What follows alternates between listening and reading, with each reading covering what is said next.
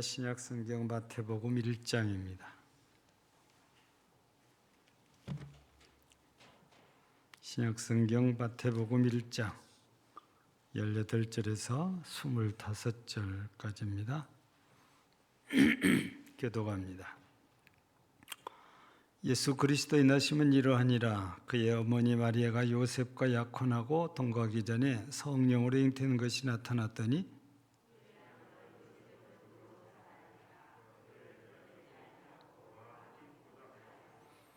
이 일을 생각할 때에 주의 사자가 현몽하여 이르되 다윗의 자손 요셉아 네 아내 마리아 데려오기를 무수하지 말라. 그에게 잉태된 자는 성령으로 된 것이라.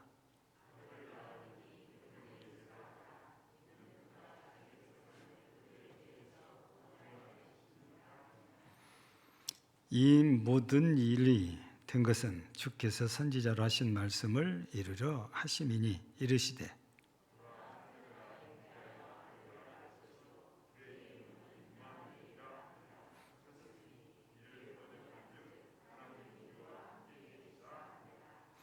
요셉이 잠에서 깨어 일어나 주의 사자의 분부대로 행하여 그의 아내를 데려왔으나 아들을 낳기까지 동침하지 아니하더니 나음의 이름을 예수라 하니라. 아멘. 예전 같으면 이때쯤 굉장히 세상이 좀 요란하지요.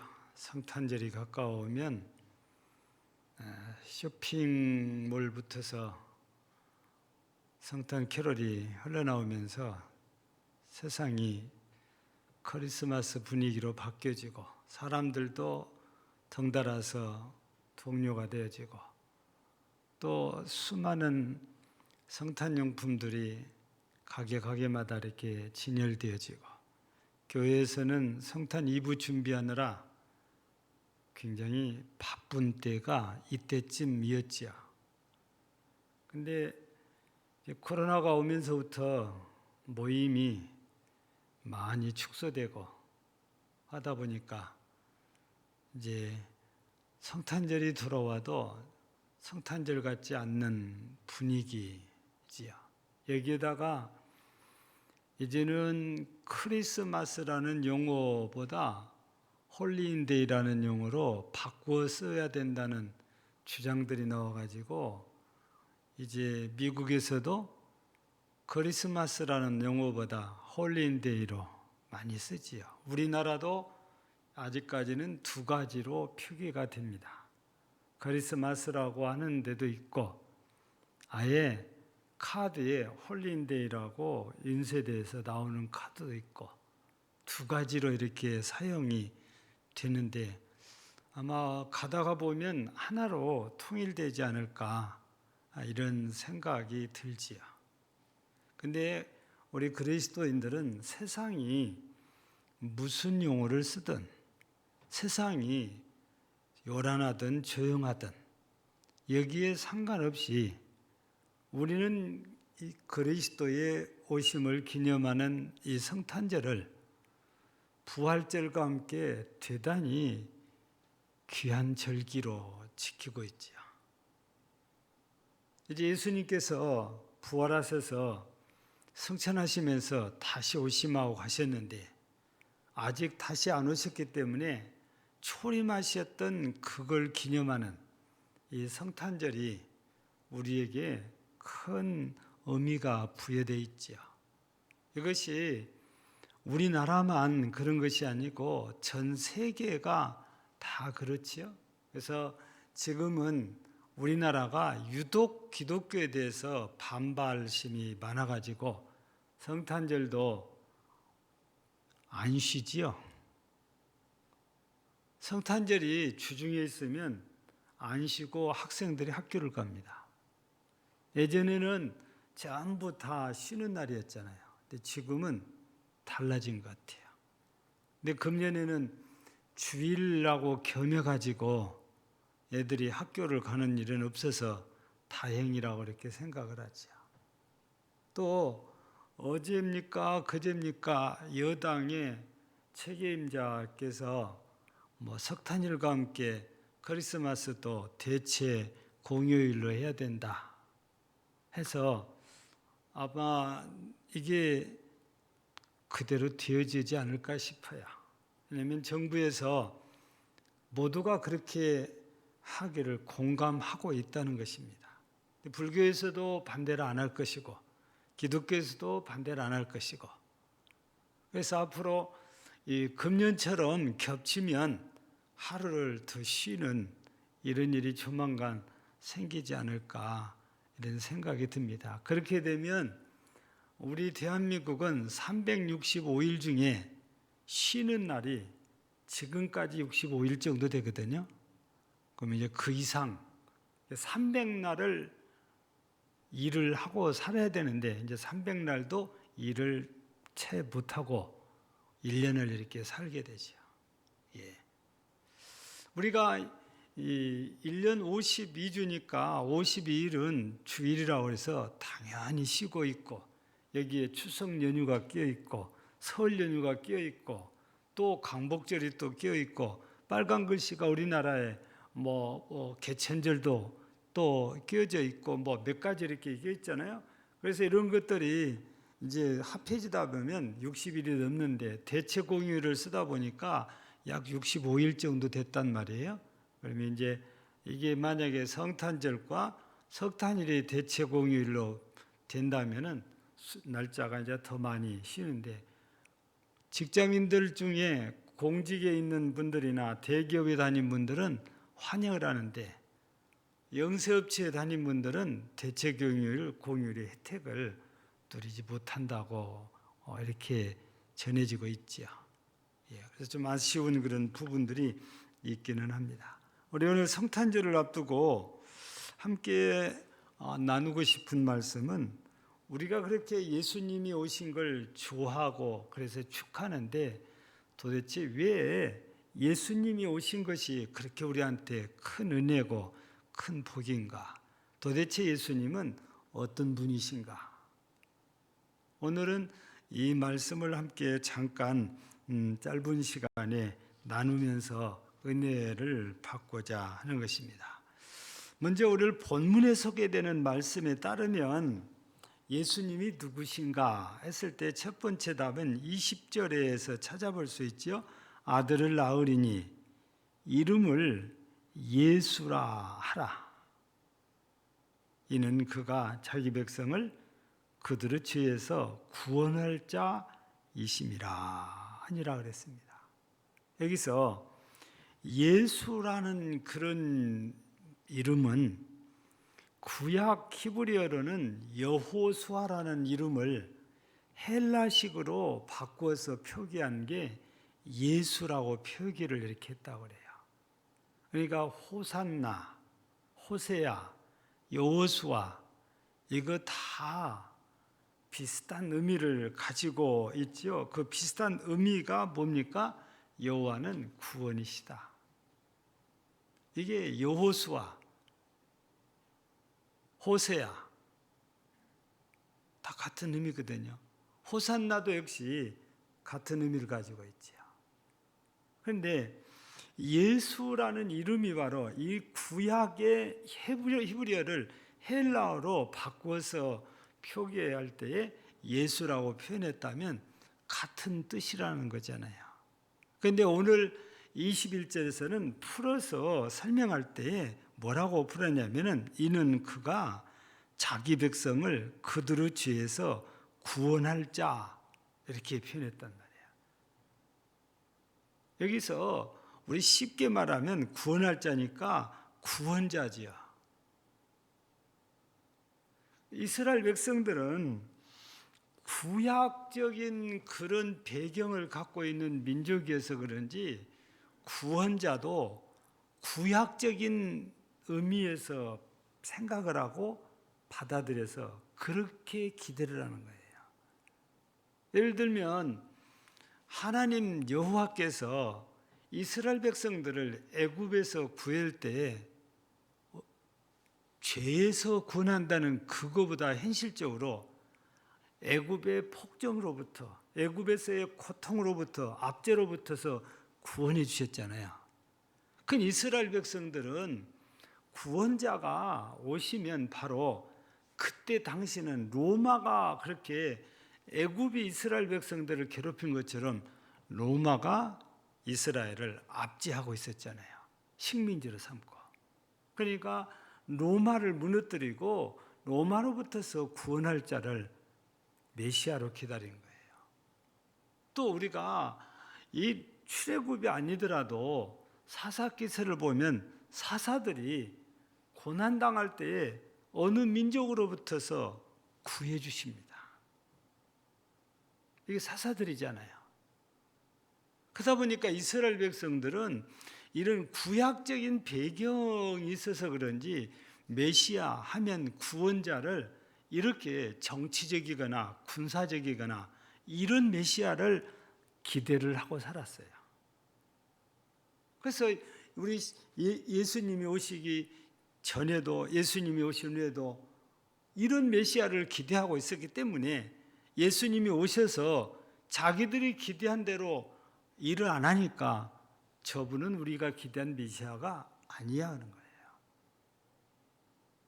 그래서 예수님을 핍박하게 되고 예수님을 십자가에 못 박아 죽는데 내어주게 되고 그런 거거든요.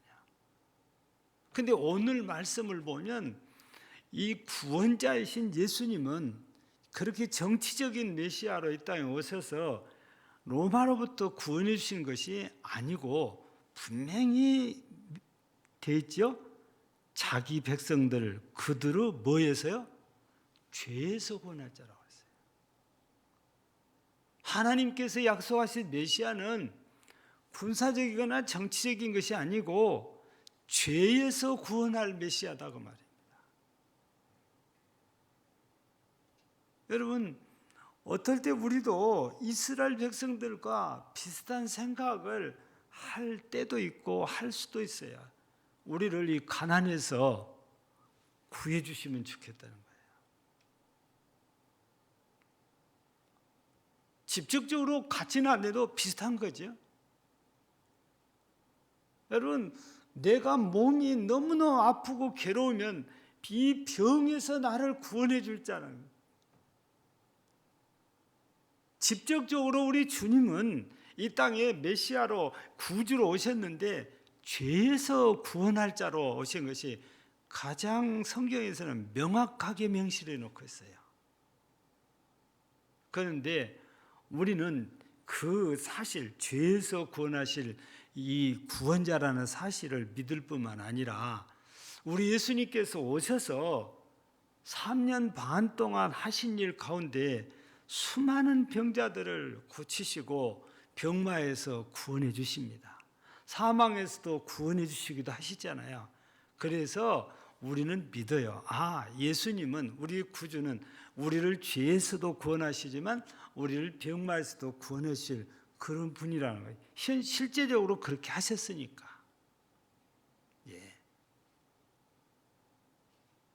우리는 분명히 기억을 해야 되지요. 마귀의 권세 아래서 우리가 질병에 노출돼서 고통당한 우리도 구해줄 수 있는 분이 예수님이고, 이 마귀의 권세 아래서 죄를 지을 수밖에 없도록 사탄이 나를 유혹하고 나를 죄짓게 했는데 거기에서도 구원할 자가 예수님이지요. 이 땅에서 앞서 말씀드린 것처럼 사사처럼 구원할 자는 있을 수 있어요. 그런 구원자는, 세속적인 구원자 있을 수 있습니다. 강력한 지도자는 그게 할 수 있는 일이다 그 말이에요. 그런데 아무리 역사를 뒤집어 봐도 죄에서 구원하신 분은 예수님 외에는 없다고 말이에요. 그래서 우리 오늘 저녁에 예수님이 도대체 누구신가, 어떤 분이신가 했을 때에 첫 번째 우리가 생각하는 분은 바로 우리를 죄에서 구원할 분, 구주시다, 구원자시다, 이 말씀인 거지요. 그럼 두 번째는 뭐냐? 그 뒤에 23절 말씀을 보면 이렇게 돼 있죠.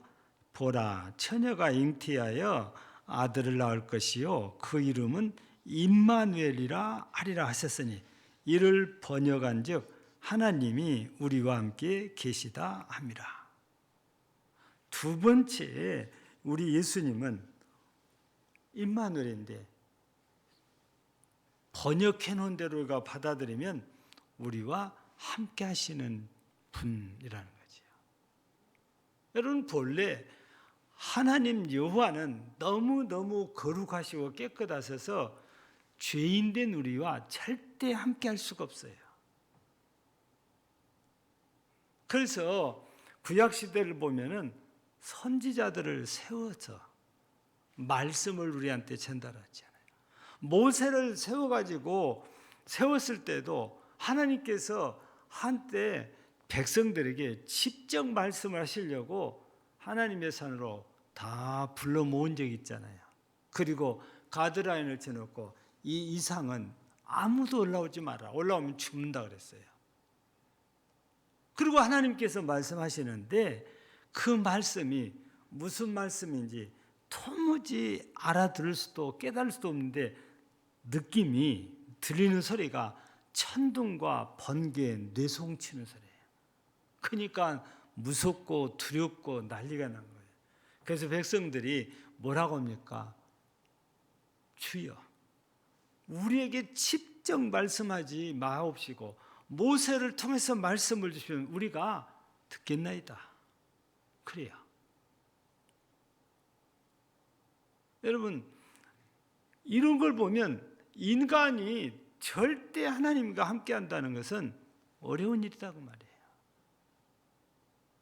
그럼에도 불구하고 하나님께서는 죄악으로 말미암아 멸망해가는 인간들을 구원하려면 하나님이 우리한테 오셔야 되는데 하나님으로서 이렇게 오시면 안 돼, 방법이 안 되니까 하나님께서 생각하고 짜낸 지혜가 사람하고 똑같이 돼가지고 우리 곁에 오셨어요. 그래서 우리와 함께 계시 오셨는데 그분의 이름을 우리가 임마누엘 이렇게 표현을 해놓은 걸 우리가 본 거예요. 이 이름도 하나님이 가르쳐준 거잖아요. 예수란 이름도 하나님께 천사를 통해서 가르쳐줬듯이 임마누엘도 마찬가지잖아요.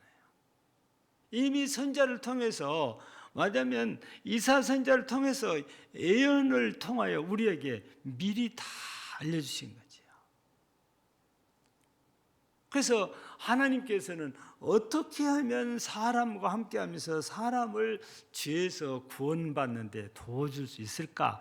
그렇게 생각하시다가 내가 사람이 되면 되겠구나 해서 하나님이 사람이 되신 것이 예수님이잖아요. 그래 우리가 잘 알고 있는 대로 요한복음 1장 14절에서는 뭐라고 합니까? 말씀이 육신이 되어 우리 가운데 오심이야. 우리 가운데 오심에 은혜와 진리가 충만하더라. 여러분, 하나님은 말씀이시잖아요. 로고스. 근데 그분이 우리처럼 있다는 것은 육신을 입었다는 겁니다. 이런 사실을 빌립보서 2장에서도 또 설명을 또 합니다. 본체돼요, 본체. 영광과 근본이 다 본체예요. 그런데 그것들을 다 보좌를 포기하고 사람의 모양, 곧 종의 모습으로 이 땅에 오셨다는 겁니다.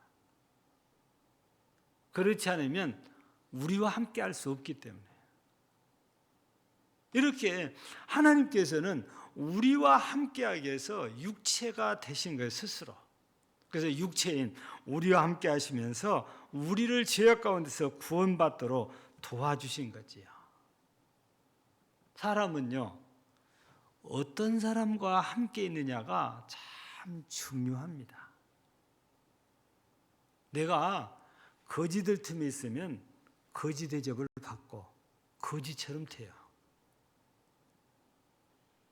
여러분, 그 뭐 어디 동화인가 거기도 나오잖아요. 거지하고 왕자하고 바뀐 사건.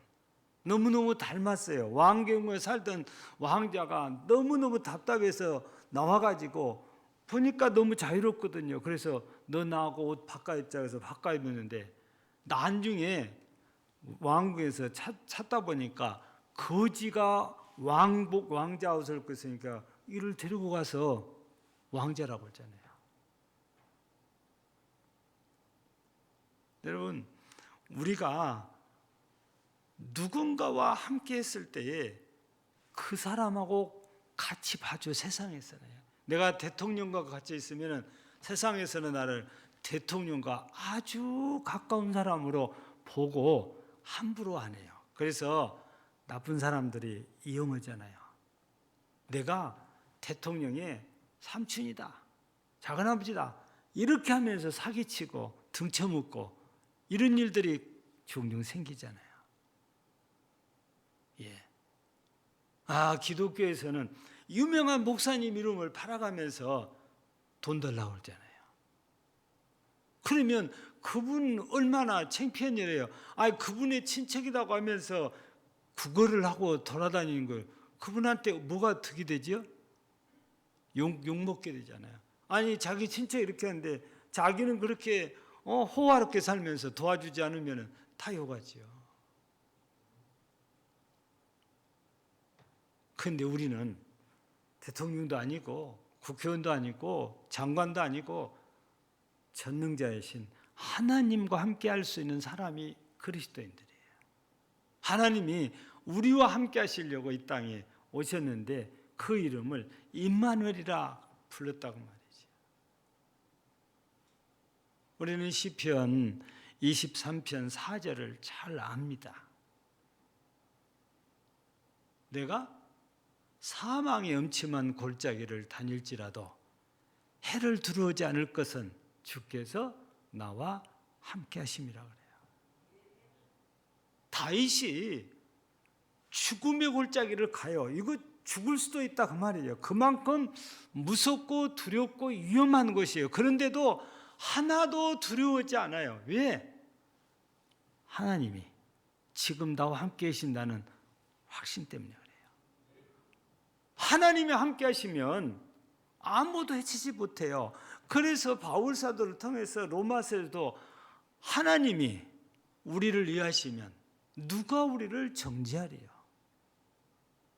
누가 우리를 대적하리요? 하나님이 나와 함께 하시면 아무도 나를 함부로 못합니다. 감히 대적도 못해요.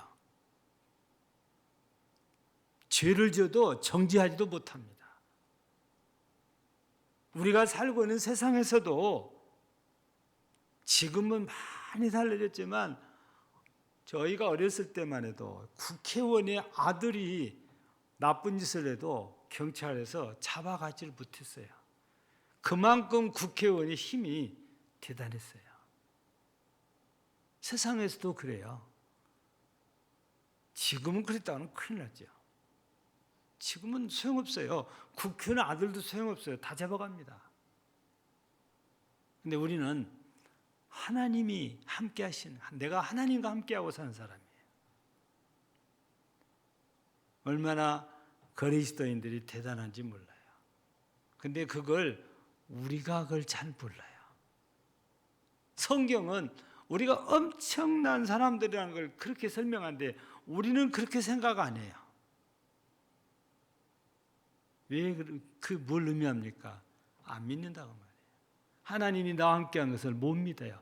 다윗은 믿었기 때문에 사망의 엄침한 골짜기를 다녀도 하나도 겁이 안 난다는데 우리는 하나님이 함께 하신다고 이론적으로는 다 알고 있는데 실제적으로 우리 마음에서 못 믿으니까 무슨 어려운 일, 힘든 일, 무서운 생각에 막 벌벌 떨어요. 하나님이 계셔서 우리 지켜주시면 아무 일이 없는데 그게 안 믿으니까 그런 거잖아요. 근데요, 오늘 말씀을 보면 우리 예수님이 이 땅에 육신을 입고 오셨는데 왜 오셨냐? 어떤 분으로 오셨냐? 나와 함께 하실 분으로. 그래서 이 약속을 지키기 위해서 우리 예수님께서 가시면서도 우리 마태복음 맨 마지막이지요. 28장 20절에 뭐라고 되어 있습니까? 내가 세상 끝날까지 너희와 항상 함께 있으리라. 근데 방법이 좀 달라졌죠. 지금까지는 예수님이 승천하시 전까지죠. 육신으로서 눈에 보이는 그런 하나님으로 함께 해주셨는데 이제 예수님이 승천하신 이후부터는 보혜사 성령으로 함께 하시네요. 보이지 않는 하나님으로 우리와 함께 계시는 거잖아요. 그래서 우리는 믿고 있습니다. 지금 이 자리에도 보혜사 성령이 함께 하신다고. 그래서 하나님은 내가 집에 있을 때도, 내가 일터했을 때도, 내가 교회에서 예배드릴 때도 항상 함께 계신 하나님. 바로 2000년 전에 이 땅에 성탄하신 예수님은 바로 임마누엘로 이렇게 오셨는데 우리와 함께 하시려고 오셨어요. 그래서 우리 모두가 기억해야 됩니다. 우리 구주 예수님은 임마누엘이세요. 우리와 함께 하시는 분이십니다. 지금은 성령으로 함께하고 계신다고 말입니다. 오늘 본문에서는 이렇게 두 가지 사실을 소개를 해주고 있지요. 그런데 우리가 한 가지 더 본문에는 안 나왔지만 살펴보면 뭐가 있냐면 바로 뒤에 마태복음 2장에 보면 헤롯 왕 때에 동방에서부터 박사들이 와가지고 헤롯 왕을 찾아서 묻잖아요. 2절에 보면 뭐라고 물어요? 유대인의 왕으로 나신 이가 어디 계시냐? 그러니까 이 동방에 오선 박사들을 통해서 예수님이 누구냐 물어보면 왕이다고 말해요. 유대인의 왕으로 오신 이가 어디 계시냐? 이렇게 물었다는 것은 예수님을 왕으로 지금 알고 그 왕 되신 예수님께 경배하기 위해서 동방에서부터 왔다 그 말이잖아요. 그래서 예수님은 왕 되신 분이라고. 여러분, 여기에서 이렇게 예수님을 유대인의 왕이라고 이렇게 한 것처럼 이사야서 9장 6절 말씀을 보면 이렇게 되어 있어요. 이는 한 아기가 우리에게 낳고 한 아들을 우리에게 주신 바 되었는데 그의 어깨는 정사를 메었고 그의 이름은 기묘자라 묘사라 전능하신 하나님이라 영존하시는 아버지라 평강의 왕이라. 여기 평강의 왕이라 할 것임이라 그랬어요. 왕이라고 여기서 표현을 합니다. 오실 메시아가 왕이라고 이렇게 표현을 하고 있거든요. 왕이라고 직접 표현하지 않아도 다스리는 자라고 표현도 하기도 그래요. 요한계시록에서는 장차 우리가 그리스도와 함께 세상을 다스린다고 그래요. 예. 여러분, 예수님은 왕이시라는 겁니다. 사람들은 대체적으로 사명이 그냥 선지자면 선지자고 왕이면 왕이고 제사장이면 제사장인데 예수님은 이 세 가지 역할을 다 하실 수 있는 거예요. 왕도 되시고 선지자도 되시고 제사장도 되시고. 그래서 예수님은 히브리서를 통해서 보면 대제사장이라고 표현을 합니다. 오늘 이 2장 2절을 보면 유대인의 왕으로 나시니까 어디 계시냐고 유대인의 왕이래요. 이사야서 9장 6절부터 평강의 왕이래요. 거기에다가 또 어떻게 예수님을 표현합니까? 우리 예수님은 이렇게 왕으로서 이 땅에 이제 오셨는데 다스릴 자로 이렇게 오셨기 때문에 그분은 우리 중에뿐 아니라 온 세상의 왕이라는 것입니다. 그래서 예수님을 왕 중에 왕 그렇게 표현하잖아요. 여러분, 우리가 성탄을 앞두고 예수님은 어떤 분으로 우리에게 오셨는가를 이렇게 살펴보면 우리가 크게 세 가지로 이렇게 말씀을 나누어서 볼 수 있는 거예요. 우리의 구주로 오신 분이라는 거예요. 나를 죄악 가운데서 구원하실 분이에요. 나를 병마에서도 구원하실 분이라고 말입니다. 마귀의 권세에서 구원해 주실 구원자로 예수님이 이 땅에 오셨습니다. 그리고 우리 예수님은 영원히 우리와 함께 하시려고 오셨습니다. 육신으로 함께 하시다가 때가 되니까 승천하신 예수님이 이제는 성령으로 영원히 우리와 함께 하시겠다는 겁니다.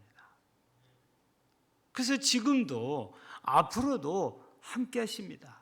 모세와 함께 하셨던 하나님이지요.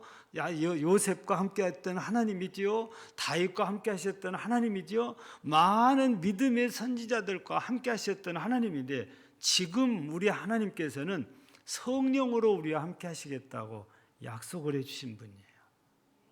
그래서 성령의 역사가 초대교회 때부터 나타나기 시작한 게 지금까지도 나타나는 거예요. 왜냐? 하나님이 함께 하셨다는 것을 보여주신 거지요. 뿐만 아니라 왕 되신 예수님, 내 개인적으로 봐도 왕이시고 온 세상을 봐도 왕이십니다. 동방 박사들은 유대 나라에서 태어나니까 유대인이 왕으로 불렀기는 해도 예수님은 만왕의 왕이에요. 왕 중의 왕입니다. 내 개인적으로도 왕이다 그 말입니다. 그래서 오늘 저녁에 예수님이 누구신가, 어떤 분이신가를 우리가 간략하게 이렇게 살펴보면서 예수님이 이렇게 성탄하셨는데 내게 구원자시구나, 영원토록 너와 함께 하실 분이구나, 나의 왕이시구나. 그러면 우리가 이제 어떻게 예수님을 대해야 될지 그게 이제 우리가 답이 나오는 거잖아요. 여러분, 왕이시라면 우리는 그분께 절대 순종해야 되잖아요. 그분이 나의 구원자로서 십자가에 못 박혀 죽으시면서 사랑을 베셨다면 우리는 한없이 감사해야 되잖아요. 또 우리 주님께서 임마누엘 오셔서 우리와 함께 하시니 우리 또한 이거 감사하면서 담대해야 되잖아요. 하나님이 너와 함께 하시니까.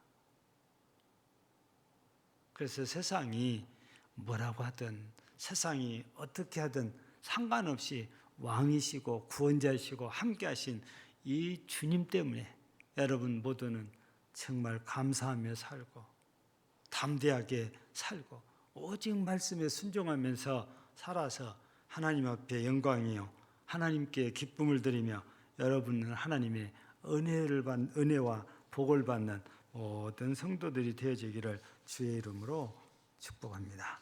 하나님 아버지 감사합니다. 이제 돌아온 줄이 성탄절입니다. 성탄을 앞두고 예수님이 누구신지 우리는 짧은 시간 말씀을 통해서 살폈습니다.